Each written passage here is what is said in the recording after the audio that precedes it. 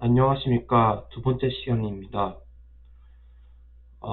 최민영이라고 합니다. 반갑습니다. 오늘 돈에 관한 책 내용 파트 2, 돈의 심리학, 당신은 왜 부자 되지 못했는가 시작하고자 합니다. 결코 채워지지 않는 것. 당신이 부자가 되었을 때 다음 네 가지 질문을 던져보십시오. 하나, 얼마나 더 벌고 싶은가? 둘, 누군가와 비교하고 있지 않는가? 셋, 충분하다고 느끼는가? 넷, 돈보다 중요한 것은 무엇인가? 현대 자본주의는 두 가지를 좋아합니다. 부를 만들어내는 것, 부러움을 만들어내는 것. 누구도 여기에서 자유로울 수 없습니다. 기억하십시오. 라스베이거스에서는 이기는 유일한 방법은 들어오자마자 나가는 것입니다. 시간이 너희를 부유케 하리니 사람들은 언제나 최고 수익을 원합니다. 그러나 오랜 시간 성공을 유지한 사람들은 최고 수익률을 내지 않습니다. 그들은 꾸준한 수익률을 보였습니다. 오랫동안 괜찮은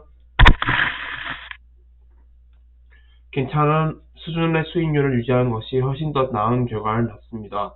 그러니 닥치고 기다리십시오. 시간의 힘이 복리의 힘이 너희를 부유케 할 것입니다. 부자가 될 것인가, 부자를 나눌 것인가? 누구나 부자가 될 수 있습니다. 하지만 누구나 부자 남지는 않습니다. 워렌 버핏과 차리 문건은 부자로 남았습니다. 하지만 그들의 친구 게리는 사라졌습니다. 제시 리버모어는 1929년 폼란장에서 큰 수익을 올렸습니다. 하지만 사냥은 모든 것을 잃었습니다. 부자가 되는 것보다 중요한 것은 부자를 낳는 것, 바로 살아남는 일입니다. 꼬리가 몸통을 흔든다. 항상 해가 뜰 수 없습니다. 흐린 날도 있고 바람 부는 날도 있습니다. 비즈니스와 투자도 마찬가지입니다. 전설의 투자자 피터 리치조차 이렇게 말합니다. 이 업계에서 끝내주는 사람이라면 10번 중에 15번을 마치겠습니다. 중요한 것은 100% 이기는 것이 아닙니다. 이길 때 크게 이기고 질 때 작게 지는 것입니다. 크게 이기는 그 순간에 집중하십시오. 꼬리가 전체를 흔듭니다. 돈이 있다는 것의 의미. 돈이 많다고 해서 행복한 것은 아닙니다. 하지만 행복을 위해 돈이 필요한 것은 사실입니다. 내가 원하는 것을 내가 원할 때 내가 원하는 상황과 내가 원하는 곳에서 내가 원하는 만큼 할 수 있는 것은 엄청난 행운이고 행복입니다.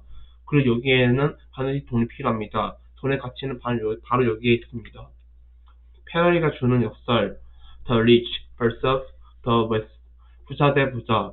보이는 말은 같으나 숨겨진 의미는 다릅니다. 당신이 원하는 것은 어떤 부자입니까? 부의 정리. 뭐 저축을 하라고? 저축이라니 이 웬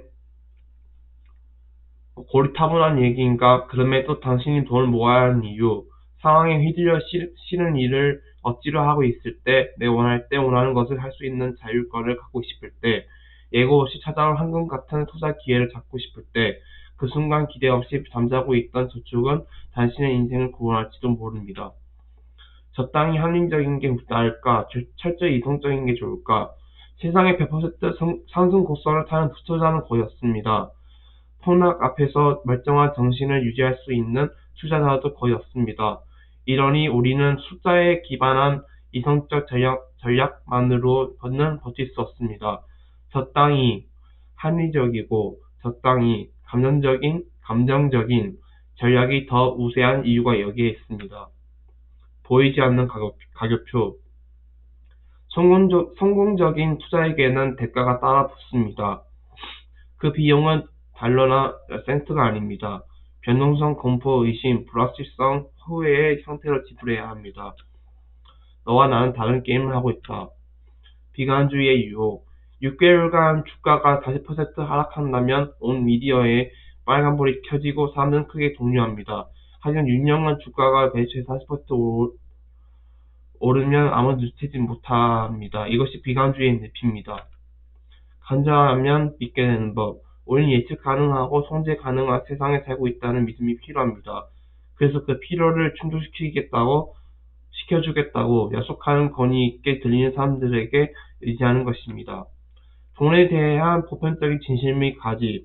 나이도 다르고, 가족 구성도 다르고, 사는 곳도 다르고, 원하는 바도 다릅니다. 그러나 모두에게 통하는 진실은 있습니다. 내가 나를 지키기 위해서 이런 얘기를 귀를 기울여야 합니다. 설사 각자 다른 결론을 낸다 하더라도 말입니다. 나의 투자 이야기. 우리는 스프레드시트나 큐가스를 보며 재무 결정을 내지 않습니다.